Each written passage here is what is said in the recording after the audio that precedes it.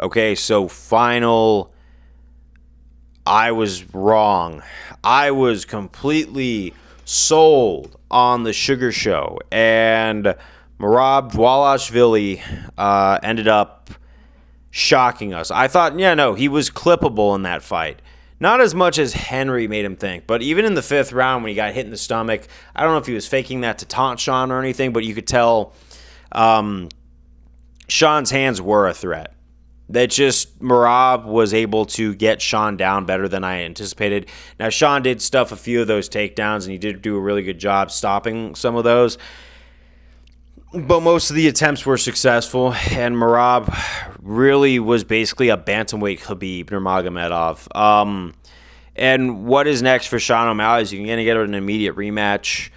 I know I have been on the Sugar Show fan base right now just because I like to give credit for KOing Aljo and then, defending and getting the verified back. But, the verified was a fluke win, and that title defense, it was the Sugar Show fan service is what it was. So I always said that this was the most challenging fight for Sean O'Malley at 135.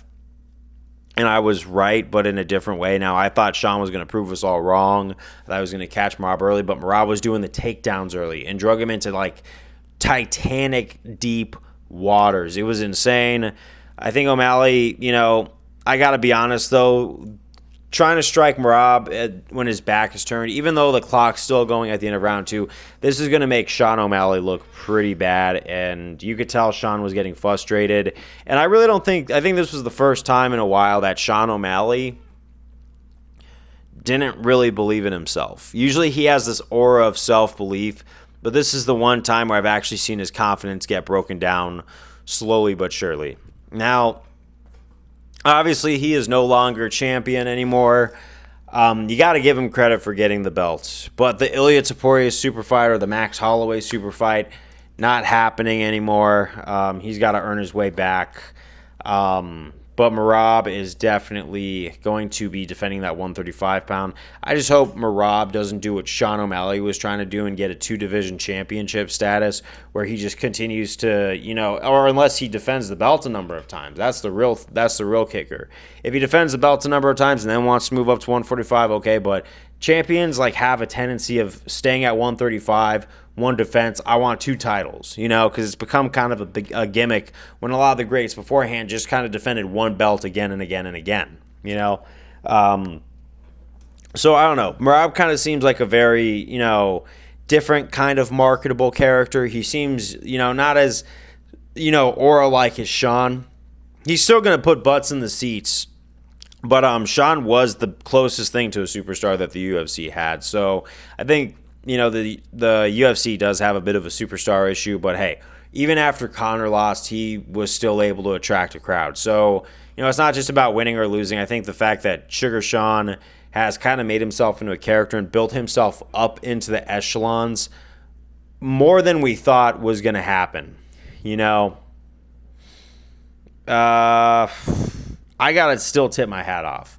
Now, I think the best thing for Sean, though, is to get a bounce-back fight before he fights for the title again, because I think if they run it back immediately, Merab's going to do the same thing all over again. Sean needs time to grow.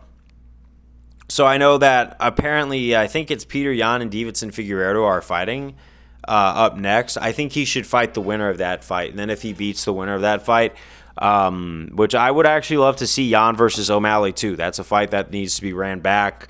That has a lot of questions about the decision. And, hey, that's very doable now. It's not over for Sean. He's still winning at life. He's still going to be going on, doing the podcast. He's still going to be fighting in the UFC. He's still going to be hanging out with Jake Paul. He's still going to be part of that whole thing. And let me be the first to say, I know that it sounds like I'm just trying to glaze Sean right now, but I'm just trying to give Sean a bigger picture thing. Now, as far as the fight goes, he got smoked. I don't want this to seem like I'm glazing him at all or trying to build him up anymore. But, all I could say is I tip my hat off to Merab for exceeding the expectations of what I thought he was capable of. And you know what? I look forward to seeing what's next for him in his career, who he defends his title against, who he gives the shot to. But, yeah, I mean, we'll see what happens. Sean's definitely going to be fighting again. For the title, again, maybe. I don't know. But we'll have to see in due time. But, yeah, man, this entire card, the fights I was investing in, I was wrong about all of them. And I guess it's just interesting to kind of be content with how inaccurate my picks were. Because they've never been this bad, right? But I don't know. There's always next pay-per-view. And, yeah, congratulations to the new bantamweight champion, Merab Dvalishvili.